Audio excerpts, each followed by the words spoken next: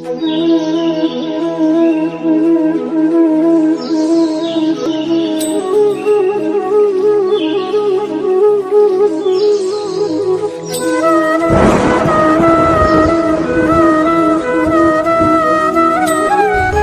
की सबसे बड़ी दुर्बलता क्या होती है? सोचिए। धन, प्रेम, अहंकार। मनुष्य की सबसे बड़ी दुर्बलता होती है उसके रहस्य। चाहे आप कितने भी शक्तिशाली क्यों ना हो, कितने भी प्रबल क्यों ना हो, परंतु उसके रहस्य उसके नाश की चाबी होती है। इसलिए यदि प्रबल रहना है, शक्तिशाली रहना है, समर्थ रहना है, तो अपने रहस्य को किसी को भी ना बताएं, ना मित्र को और ना ही शत्रु को, क्योंकि समय पड़ने पर कब कौन शत्रु हो जाए ऐसा कहना संभव नहीं।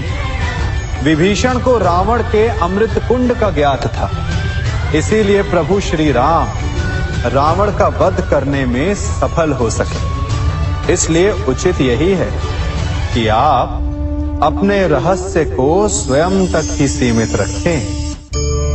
मनुष्य का मन बड़ा विचित्र होता है, कल्पना में ही विकास करता है, संपन्न भविष्य का स्वप्न देखता है और कल्पना में ही जो नहीं हुआ उससे भय खाता है। और यही भय मनुष्य का सबसे बड़ा शत्रु है।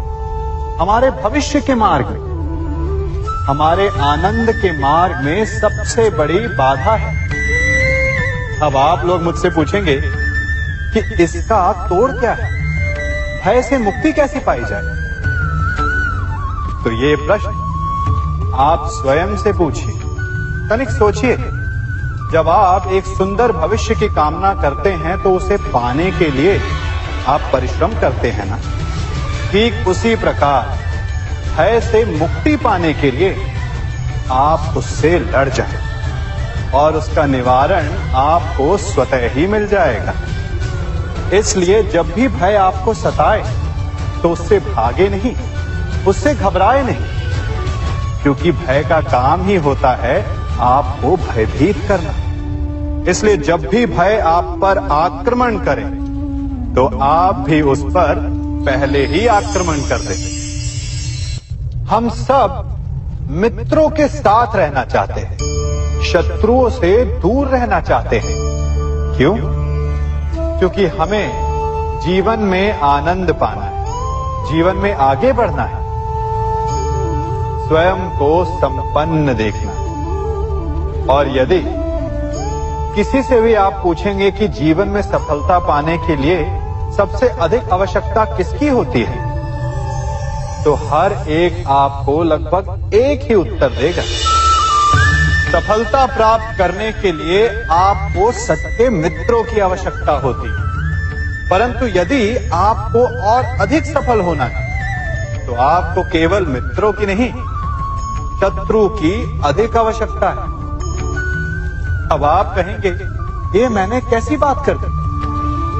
तनिक स्वयं सोचिए। जब भी संकट आता है तो मित्र क्या करते हैं?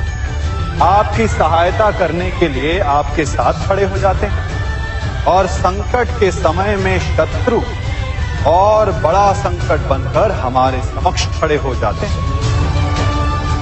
मित्र हमें सहायता देते हैं, अपनी शक्ति देते हैं, परंतु शत्रु आपके भीतर छिपी शक्ति को बाहर लाता है, आपको और अधिक बलवान बनाता है। संगति या साथ, मित्र और साथी मनुष्य के व्यक्तित्व के लिए सबसे महत्वपूर्ण होते हैं। अब आप कहेंगे, ये कैसे? मनुष्य अवश्य अपने व्यक्तित्व के लिए उत्तरदायी होता है, परंतु मनुष्य संगति में ना चाहते हुए भी उसका व्यक्तित्व संगत की भांति हो जाता है। इन पात्रों को देख रहे हैं, मध्य में जल रखा है, इसमें दूध है और इसमें मलिन कीचड़ रखा है। यदि मैं इस जल को इस दूध में मिलाता हूं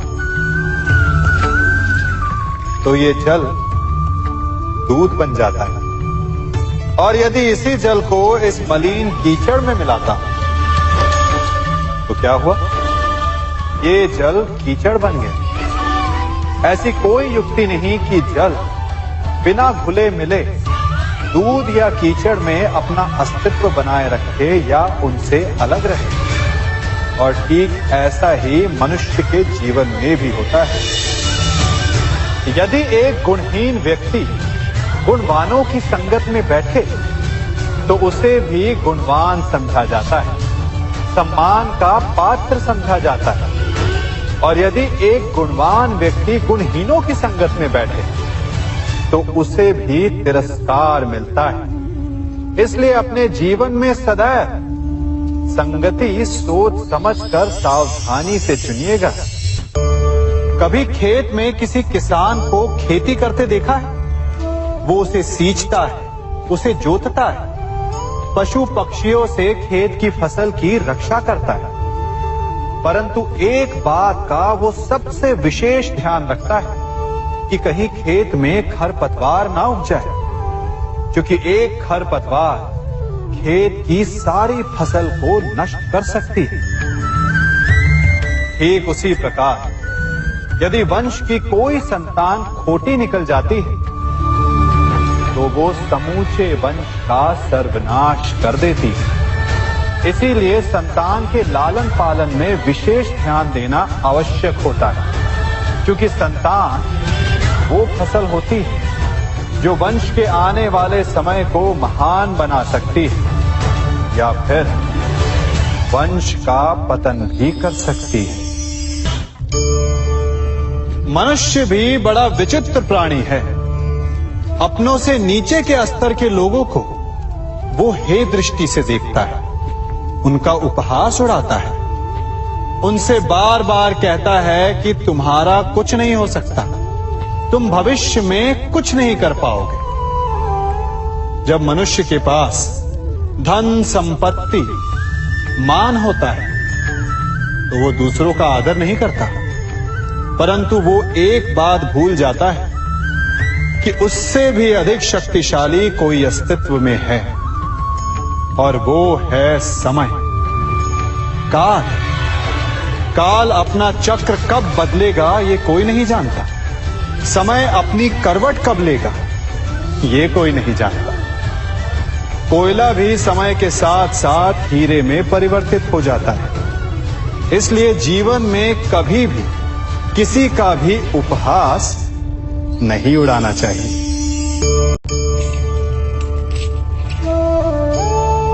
बड़ी विकट समस्या है। मुझे स्मरण ही नहीं हो रहा कि इस गुच्छे की कौन सी चाबी इस ताले को खोलेगी। बड़ी देर से प्रयास कर रहा हूं, परंतु ये ताला खुल ही नहीं रहा।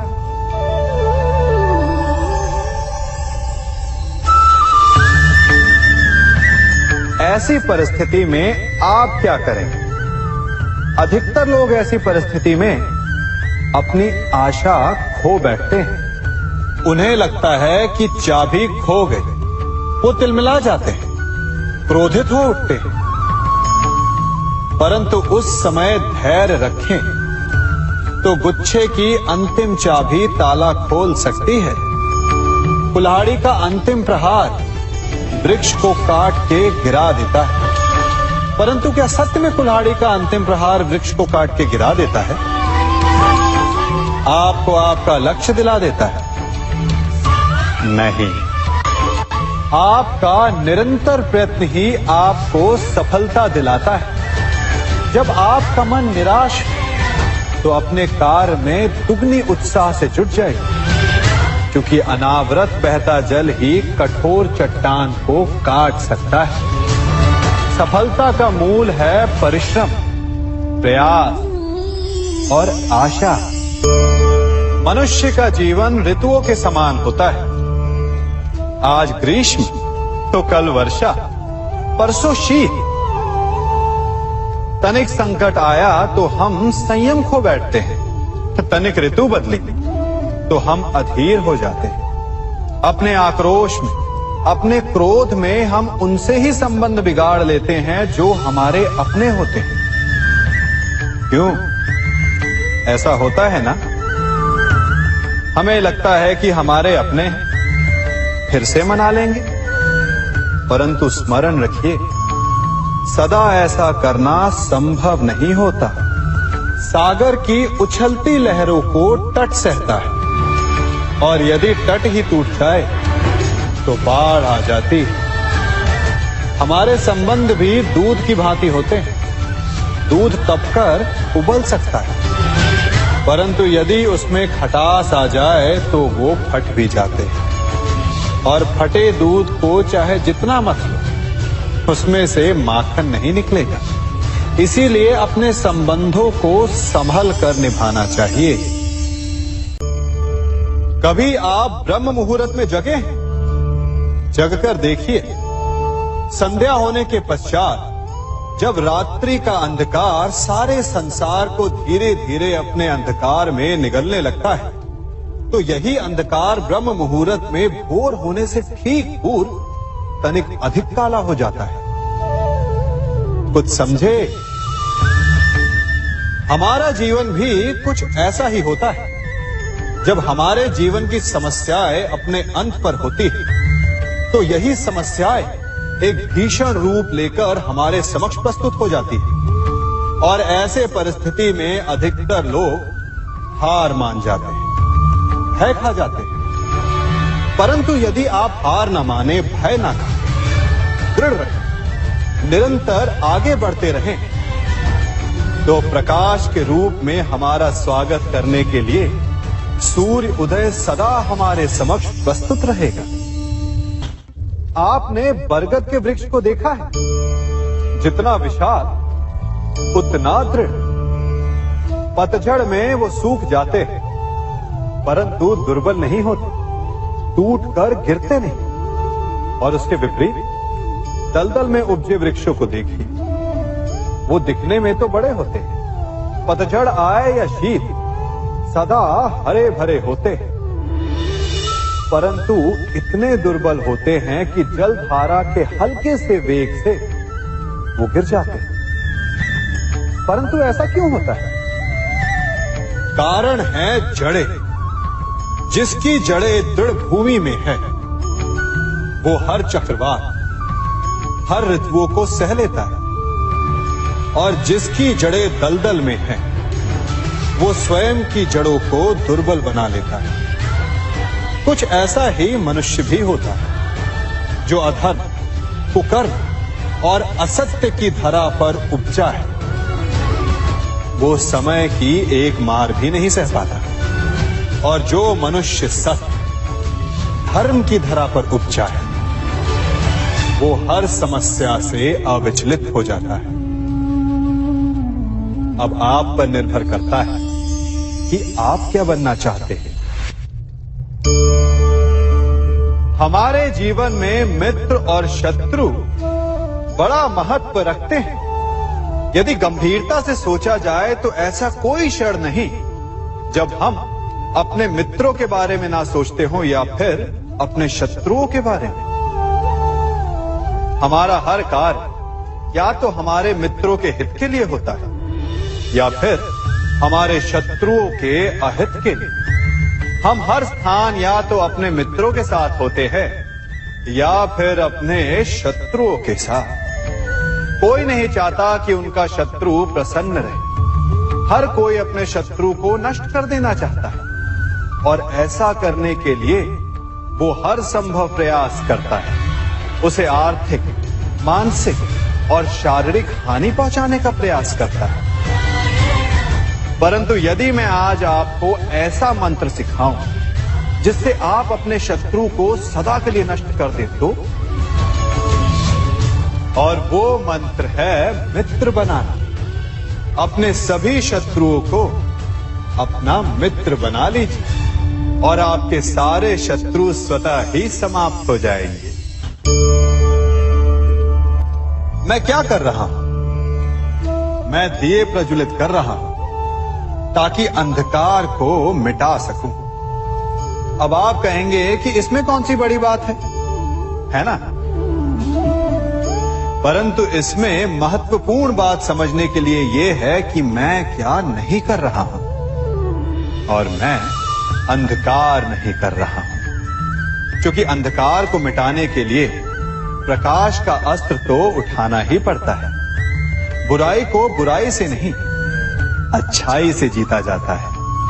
अन्याय को अन्याय से नहीं, न्याय से लड़ा जाता है। क्रोध को क्रोध से नहीं, क्षमा का साथ लेना होता है। ठीक उसी प्रकार एक लोहा लोहे को काटता है, परंतु एक ठंडा लोहा ही गर्म लोहे को काट सकता है।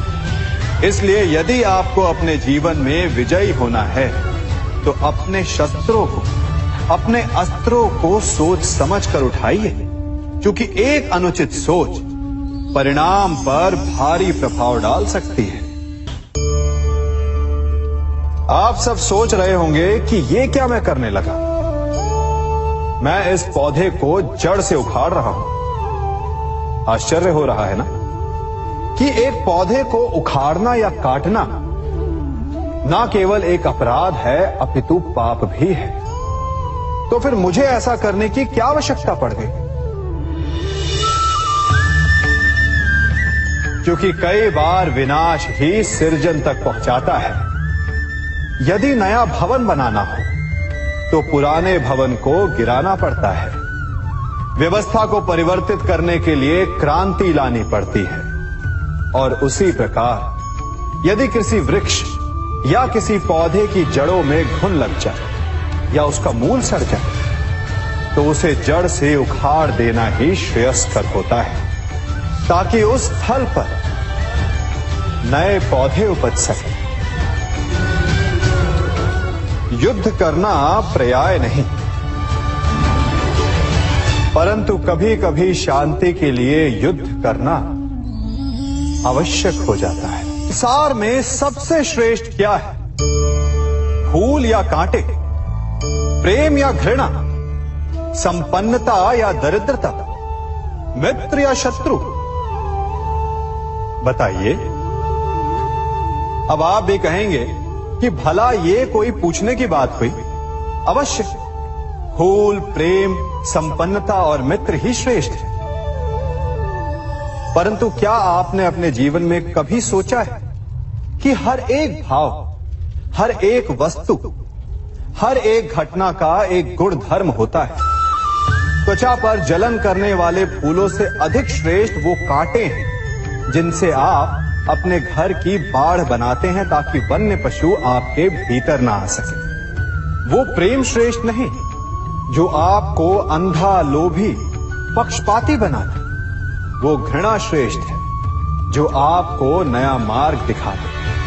वो संपन्नता श्रेष्ठ नहीं जो आपको कृपण बनाते, मतदान बनाते। वो दरिद्रता श्रेष्ठ है जो आपको जीवन में परिश्रम करने की शिक्षा दे। कुविचार देने वाले, बुरा मार्ग दिखाने वाले मित्रों से अधिक श्रेष्ठ वो शत्रु होते हैं जो हमें जीवन का लक्ष्य दे दे। इसलिए अपने जीवन में हर वस्तु, हर भाव, हर घटना के गुण धर्म को पहचानिए और उसके पश्चात अपना चयन कीजिए। स्वर्ण। हम सभी को अपने जीवन में स्वर्ण से कभी ना कभी कुछ ना कुछ थोड़ा या अधिक मोह होता ही है ना? परंतु क्या आपने कभी सोचा कि स्वर्ण को प्राप्त कैसे किया जाता है? जब भूमिगत खदानों से स्वर्ण को निकाला जाता है तब वो एक पाषाण की भांति होता है। ऐसा पाषाण जिससे आप किसी को भी मार सकते हैं, परंतु उसे आभूषण के रूप में स्वयं के शरीर पर धारण नहीं कर सकते। यदि उसे आभूषण बनाना है तो उसे लंबी यात्राएं करनी होती है। उस पाषाण को पिघलना होता है। सुनार के हथौड़ी की अनेकों चोटें खानी पड़ती है। फिर काट छाट और उसके पश्चात जाकर वो ऐसा आभूषण बनता है जो हमें वर्षों तक, सदियों तक लुभाता रहता है। इसलिए यदि आपको समय पर विजय पानी है तो स्वयं के निर्माण पर समय देना होगा। हम सभी सुनते आए कि जो वीर होता है, साहसी होता है, शौर्यवान होता है, उसके समक्ष सारा संसार झुकता है। वीर भोग्य वसुंधर। परंतु वीरता है क्या? शौर्य क्या है? साहस क्या है?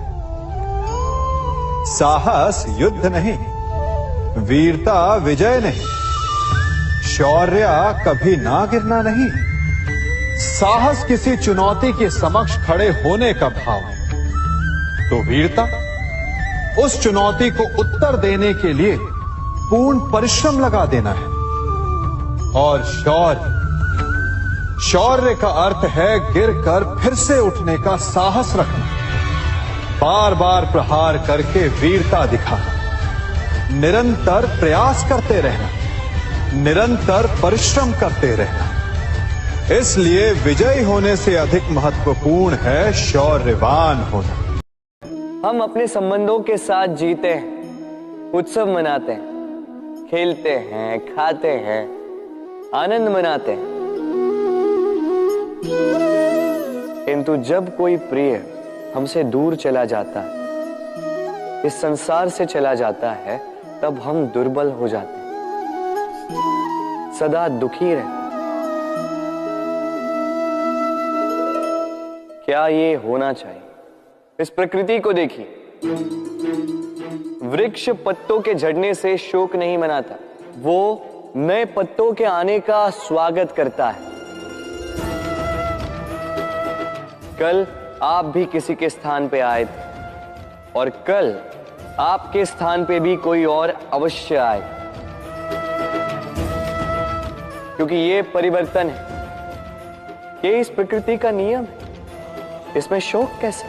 जो छूटा उसका शोक मनाने के स्थान पर जो मिलेगा या जो आपके पास है उसका आनंद उठाइए।